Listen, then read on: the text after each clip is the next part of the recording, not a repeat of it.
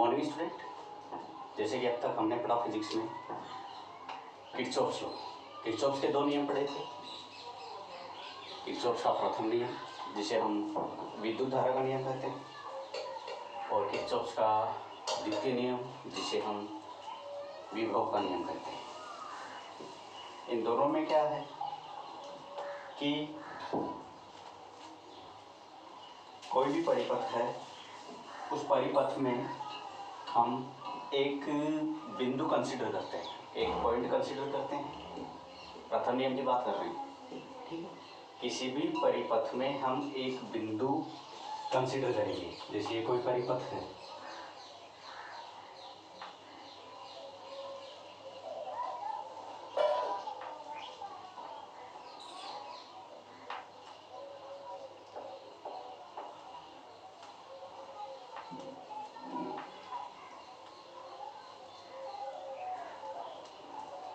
Okay. तो किसी भी परिपथ में कोई भी बिंदु निर्धारित करके, जैसे हमने कोई बिंदु ले लिया ए, ठीक है।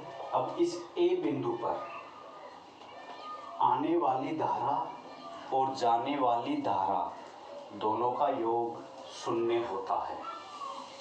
या हम दूसरी लैंग्वेज में कह सकते हैं कि बिंदु ए पर आने वाली धारा और जाने वाली धारा का योग शून्य होता है या दोनों का मान बराबर होता है। जैसे I1 इस बिंदु पर आ रही है, I2 जा रही है, I3 जा रही है, ठीक है। तो ये तो आने वाली हो गई, I2 और I3 जाने वाली धारा हो गई, बिंदु से बाहर जा रही है। तो आने वाली धारा बराबर जाने वाली धारा का योग हमेशा बराबर होता है। या हम ये कहते हैं कि सभी धाराओं का योग शून्य होता है।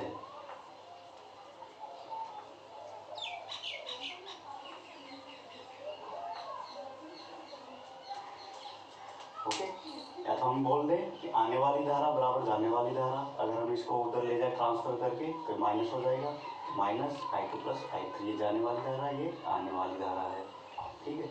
सबका योग क्या होगा? शून्य होगा, ठीक है। ये प्रथम नियम था।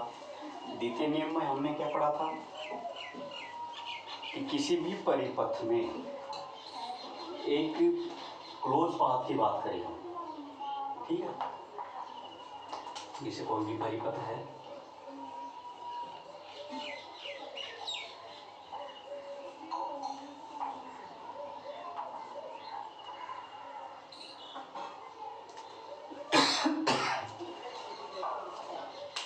किसी भी परिपथ में बंद पाथ के अंदर, जैसे कोई भी बिंदु ले लिया ए।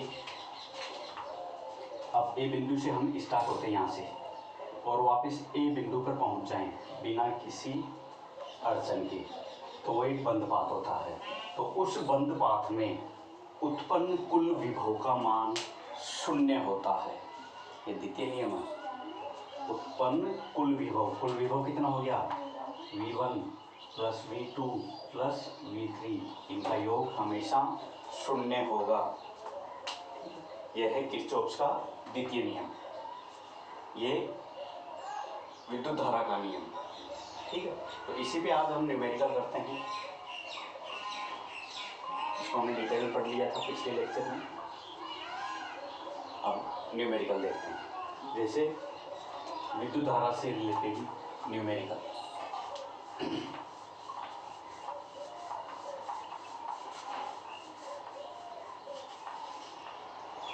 क्वेश्चन है, दिए गए परिपथ में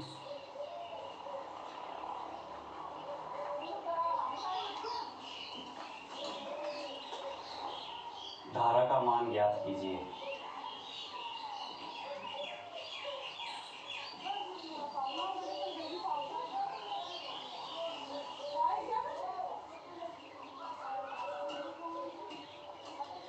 जैसे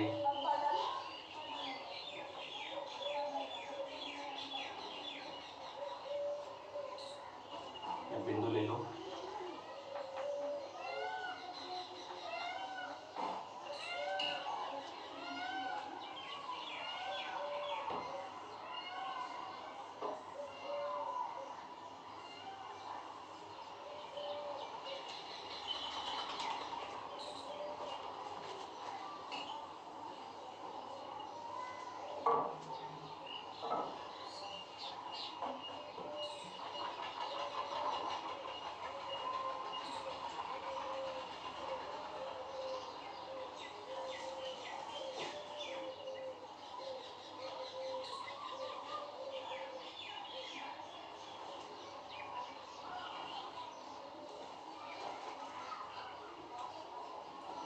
तो यहाँ पर आई का मान क्या होगा, धारा का मान क्या होगा, ये हमें कैलकुलेट करना है कि ये कोई परिपथ है, ये हमारे कोई वोल्टेज रजिस्टर कैपेसिटर कनेक्ट हो सकते हैं। यहाँ पे हमने सप्लाई दे रखी है कोई भी बैटरी, ठीक है, यहाँ से 2 एम्पीयर करंट चल रही है, यहाँ की ये कुछ करंट इधर गई, कुछ करंट इधर गई, ठीक है। तो हमें इसका मान नहीं पता, ये आई का मान क्या होगा ये निकालना है। तो हमें किरचॉफ्स करंट नियम या विद्युत धारा का नियम लगाना है। तो क्या कहता है विद्युत धारा का नियम, जैसे हमने इस पॉइंट पर निकालना है तो इस पॉइंट को हमने ए पॉइंट कंसिडर कर लिया। तो अब क्या करेंगे कि ए बिंदु पर आने वाली धारा और जाने वाली धारा का मान बराबर होता है। तो आने वाली धारा कितनी है, 2 एम्पियर, जाने वाली धारा कितनी है, 0.5 एम्पियर प्लस आई। ओके, आने वाली धारा ये आ रही है इधर, ये जा रही है, ये भी जा रही है। तो आने वाली धारा बराबर जाने वाली धारा, दोनों का योग करेंगे, ठीक, आने वाली बराबर जाने वाली, या दोनों का टोटल कर सकते हैं, ठीक है। तो यहाँ से इसको उधर ले जाओ, 2 माइनस 0.5 बराबर आई बराबर कितना आ जाएगा, 1.5 एम्पियर। तो यहाँ आई का मान कितना आ जाएगा, 1.5 एम्पियर। इस तरह से हमें धारा का मान निकालना है। 1 नंबर या 2 नंबर के क्वेश्चन में इस तरह के क्वेश्चन आ सकते हैं आपके, ठीक है। परिभाषा पूछ सकता है और एक एग्जाम्पल के साथ उसको समझाना है, ठीक है। तो ये हो गया आई का मान, ठीक है। तो क्या आने वाली धारा जाने वाली धारा का योग हमेशा शून्य होता है? तो चेक करते हैं। आने वाली धारा 2 एम्पियर, जाने वाली धारा 0.5 प्लस 1.5, तो 2 माइनस 2 इक्वल टू 0। तो हमेशा आने वाली और जाने वाली धारा का योग शून्य होगा, ठीक। ये किरचॉफ का प्रथम नियम है, ठीक है। आराम से देखो, कोई दिक्कत है तो पूछ सकते हो पर्सनली व्हाट्सएप करके,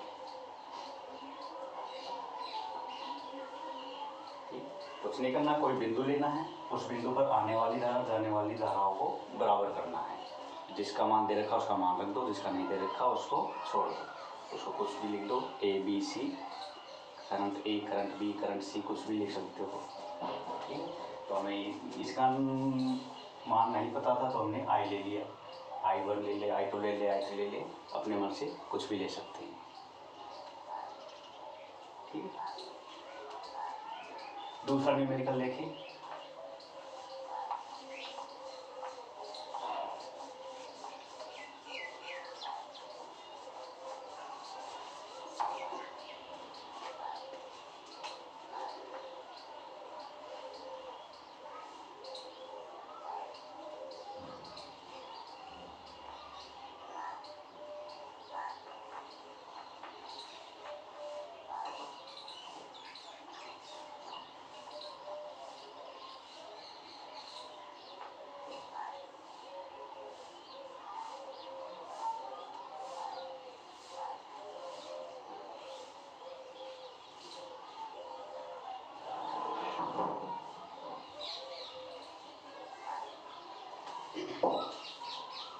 एक परिपथ है जिसमें 10 वोल्ट की एक बैटरी है, 5 ओम का एक रेजिस्टेंस है।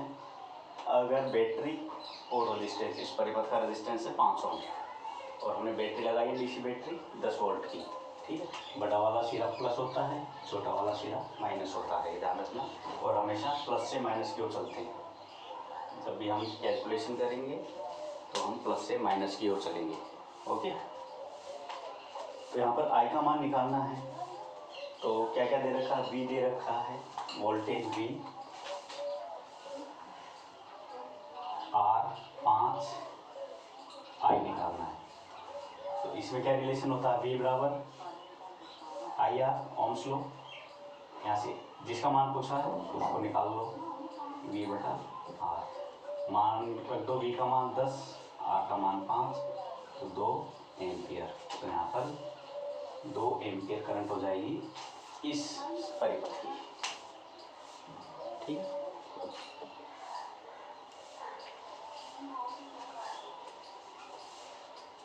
इसी प्रकार जैसे कोई भी परिपथ है, इसमें करंट का मान दे दिया जाए 5 एम्पियर, प्रतिरोध दे दिया जाए 10 ओम,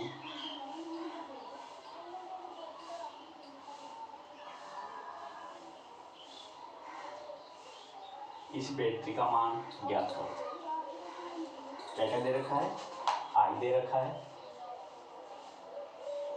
आर दे रखा है, वी का मान पूछा है।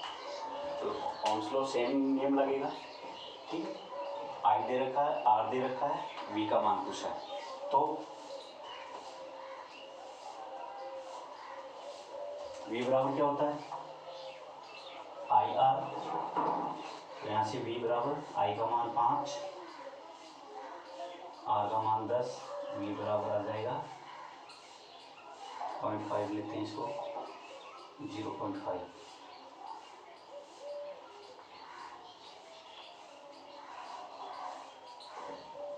तो वी का मान आ जाएगा 5 वोल्ट। ओके। तो इस तरह से आपको ओम्स का नियम लगाना है, किरचॉफ का नियम लगाना है, वहाँ आपको करंट और वोल्टेज निकालना है। तो इस न्यूमेरिकल में कोई दिक्कत हो तो पूछ सकते हो। Thank you.